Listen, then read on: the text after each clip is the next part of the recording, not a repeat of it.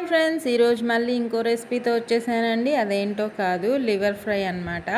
Mutton liver fry నేను చాలాసార్లు చేశాను, నా ఛానల్లో కూడా ఉంది.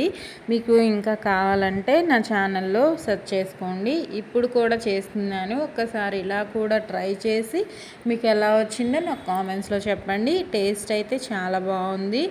బాగుంటేనే నేను వీడియో అప్లోడ్ చేస్తాను. మీరు ట్రై చేశాక అప్పుడు కామెంట్ చేయండి. లివర్ ఫ్రై ఎంతమందికి ఇష్టమో మీలో నాకు అది కూడా కామెంట్స్లో చెప్పండి.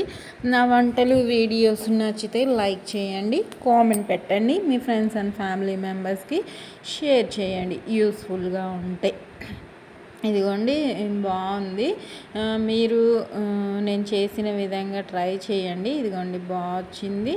ప్రాసెస్లోకి వెళ్ళిపోదాము. స్టవ్ మీద కళాయి పెట్టేసుకున్నాను. ఆయిల్ ఒక 5 స్పూన్స్ అంత వేసాను. ముందుగా పేస్ట్ పెద్ద స్పూన్తో 1 స్పూన్ అంత వేసుకుంటున్నాను.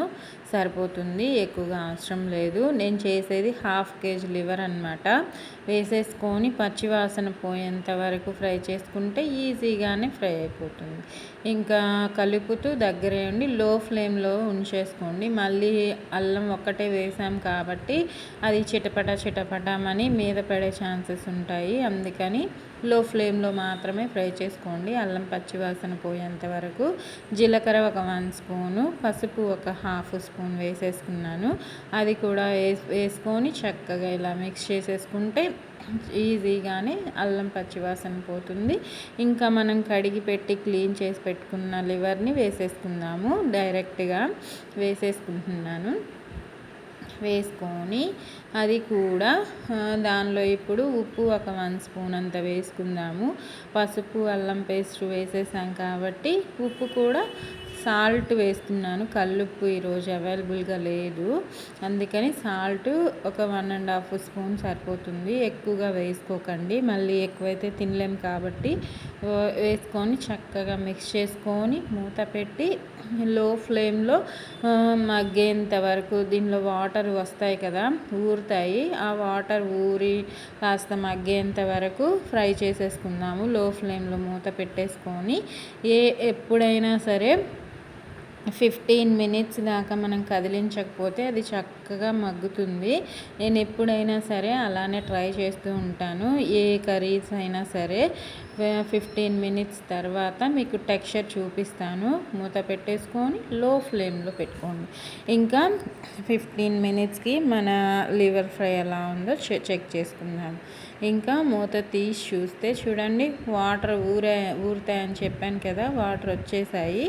ఇలా కొద్దిగా బబుల్స్ వస్తున్న వాటర్లో కట్ చేసి పెట్టుకున్న మీడియం సైజు ఉల్లిపాయలు రెండు వేసుకుంటే సరిపోతుంది, ఎక్కువగా అవసరం లేదు. వేసేసుకొని చిన్న పీసెస్ చేసుకున్నాను. వేసుకొని దాన్ని కూడా మగ్గనిద్దాము. అది కూడా చూడండి చక్కగా మగ్గే ఉంటుంది. ఉల్లిపాయ కూడా వాటర్ అంతా దగ్గర పడిపోయింది. ఈ టైంలో కారం ఒక 1 స్పూన్ వేసేసుకుంటున్నాను.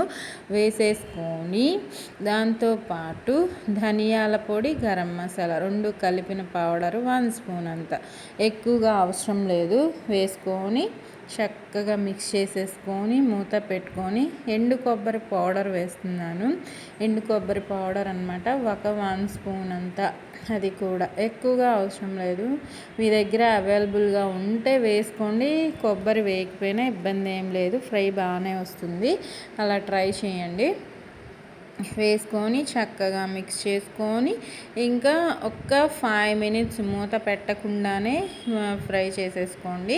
మూత పెడితే మళ్ళీ అడుగు పట్టేసే ఛాన్సెస్ ఉంటాయి. మీకు అవైలబుల్గా వీలుగా ఎలా ఉంటే అలా చేసుకోండి. ఇలా మిక్స్ చేసేసుకొని 5 మినిట్స్ అలా ఉంచేసుకుందాము. మన ఫ్రై అయితే సూపర్గా ఇంకా లాస్ట్ స్టేజ్లో ఉందన్నమాట.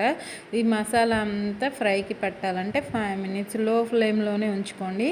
లాస్ట్ అండ్ ఫైనల్ పచ్చిమిర్చిని నేను పొడవుగా కట్ చేసుకున్నాను, ఒక 4 పచ్చిమిర్చి. అవి ఈ టైంలో వేసుకుంటున్నాను. దాని తర్వాత కొత్తిమీర, కరివేపాకు, పుదీనా కూడా వేసేసుకొని గార్నిష్ చేసుకొని 2 మినిట్స్ ఉంచుకోవాలి. ఈ 3 వేసాక మాత్రము. ఇంకా ఒక్కసారి మిక్స్ చేసేసుకొని లాస్ట్లో వేసుకుంటే అది ఫ్లేవర్ బాగుంటుంది, మనకి రెస్టారెంట్ కంటే బాగుంటుందన్నమాట. మళ్ళీ ఒక్కసారి మూత పెడుతున్నాను, పచ్చిమిర్చి వేసాను కాబట్టి. పచ్చిమిర్చి ఫ్లేవర్ కూడా మన ఫ్రైకి పడుతుంది. ఇదిగోండి మూత తీసి చూపిస్తాను. 5 మినిట్స్కి ఇలా రెడీ అయిపోయింది మన ఫ్రై అయితే. చెప్పాను కదా, కొత్తిమీర, కరివేపాకు, పుదీనా 3 వేసుకుంటున్నాను. ఫ్లేవరు బాగుంటుంది, టేస్ట్ బాగుంటుంది, టెక్స్చర్ కూడా సూపర్గా ఉంటుంది. ఇలా ట్రై చేయండి. నచ్చితే లైక్ చేయండి. నా వీడియో మీకు యూస్ఫుల్ అయితే షేర్ చేయండి friends, me friends and family మెంబర్స్కి. సూపర్గా వస్తుంది ఫ్రై అయితే. ఇదే విధంగా చేయండి, వీడియో స్కిప్ చేయకుండా చూడండి. మీకు కరెక్ట్గా ప్రాసెస్, కొలతలు, క్వాంటిటీస్ క్లియర్గా అర్థమవుతుంది.